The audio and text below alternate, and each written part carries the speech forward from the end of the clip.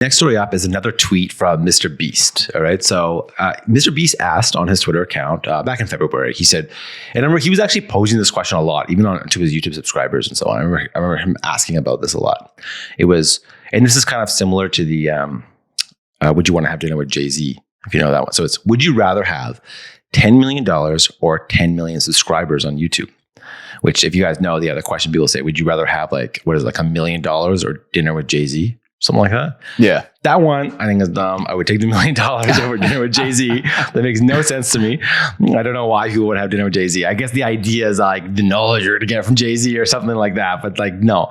I've always hoped I'd be the Susan Boyle of hip hop freestylers. So if I could just get an hour with Jay-Z, that would be my big break. So I would take it. But I get why you take the money. No. I take the million. But in this case, 10 million or $10 million or 10 million subscribers. Let's assume that they're going to, I mean, it's hard to say in this case because let's assume are they humans and are they humans that earn more than $1 a day? Well, if they are here's humans? the other thing too, is like, even if you have 10 million subscribers, you're not having all 10 million that are watching your videos all the time. That never happens, right? So that's the other interesting thing is like maybe 10% of your subscribers are actually watching your videos regularly, right?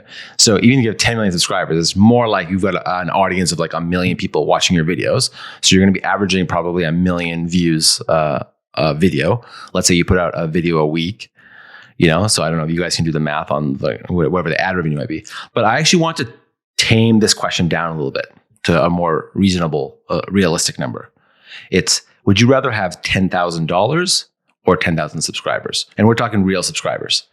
Let's just say you have. Oh, is that, let's just is say, that the question? Okay, how about this? Subscribers. How about this? You get like a shout out from MrBeast on one of his videos.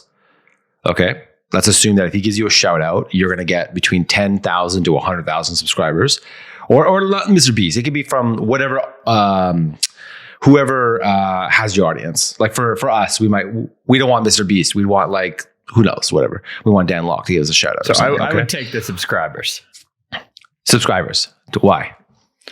I did the math quickly, and that's basically what I've done. When I think about the cost of production I've had and the amount of subscribers I've gained, I've basically made about that investment into subscribers, maybe slightly less, but with my own time as well. So I've had the investment in editors, etc., plus my time. So, but I've also, that your subscribers matter a lot depending on your channel, right? If you're a prank channel or whatever, your subscribers worth a lot less than if you're an expert, a coach, a trainer, and people are coming to you with an interest in your business services. Then a subscriber's worth a lot more.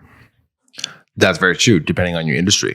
I would agree. But what about the? I guess because you don't really rely on your YouTube ad revenue, right? You're more so building your audience and monetizing through courses, coaching, so on, right? Andrew, what would you say? Yeah, for the most part, subscribers are a vanity metric for the most part.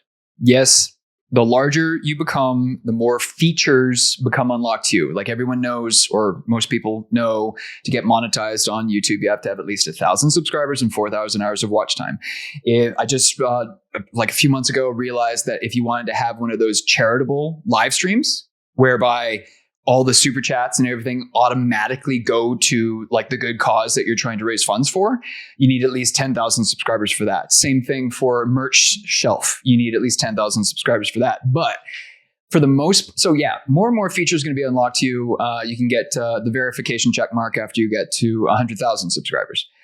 Now, in my view, that's the only value that subscribers bring. And I'm very cautious with regards to subscribers, because someone could subscribe to your channel. If MrBeast or whoever gave me or my client a shout out, great. Some people come over and subscribe, but they never come back and watch any video ever again. It was like a pity subscribe, right? And those are low quality viewers. And the thing that I always try to remind people is like, listen, you don't have an unsubscribe button.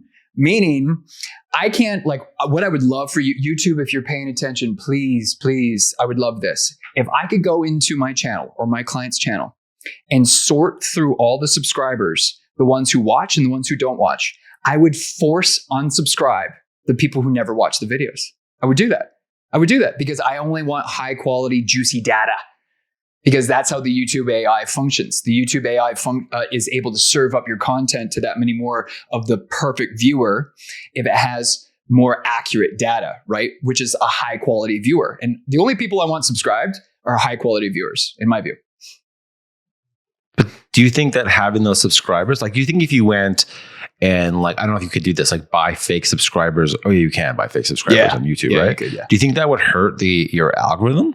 Yeah. Because if a fake subscriber is like not even seeing your video in the feed, therefore they're never not clicking because they're just not showing up. So then does it really matter?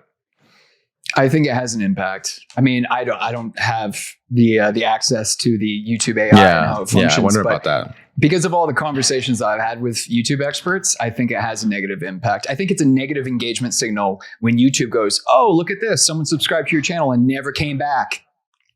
That means you're not posting good enough content to convince the person to come back. Right. Interesting.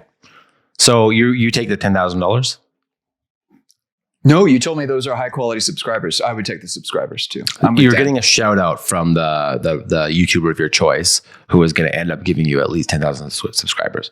If it's the YouTuber of my choice and they're in the same niche, the same vertical, the same industry, then yes, I would take the subscribers. But I would need that assurances. And if I don't have that assurance, give me the What assurances? What do you mean? The assurance is that those are high quality subscribers. That's what I care about.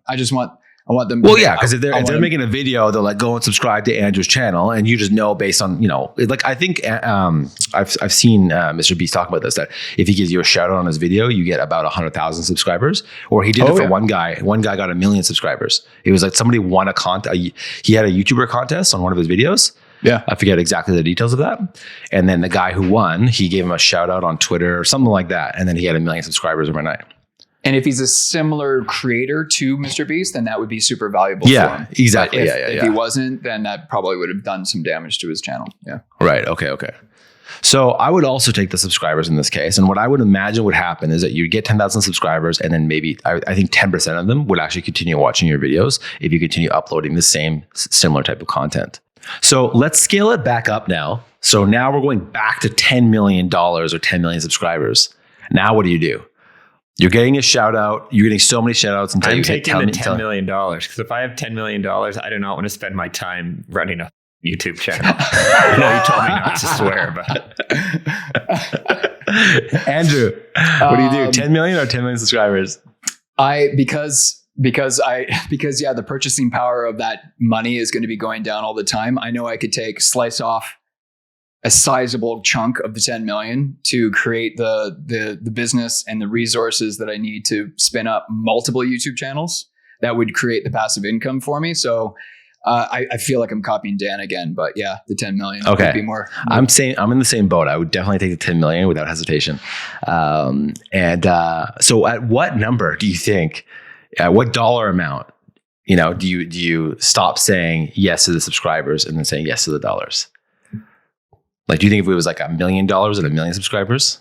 No, for me, it'd probably be like 500,000, and I'd probably switch over to the dollars. Dan? I can't decide, honestly. And there is a thought, like, as I said that answer before, there is, depending on the content. So part of why I love what I do is I like talking and making videos and having a positive impact on people. So in theory, if it's like you can impact 10 million people, and it's like your mission will improve and spread, then it becomes hard to choose the dollar, I guess, at any amount. But the thought of having to like keep up, I don't like being consistent with really anything.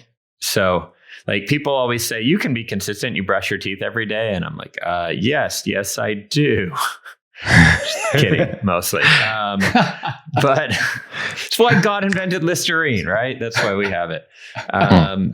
So yeah, I don't know if I could pick a specific amount because where I would cross over, but yeah, I feel like I'm in the hundreds of thousands, like if I really want to be realistic about it, I think you're right. Like around the 500,000 mark, maybe it's like 250K, something like that, where you could take that money and invest it into maybe creating your content and like doing things more organically and so on, right? Versus just kind of getting that shout out, which who knows, right? What that really is going to mean.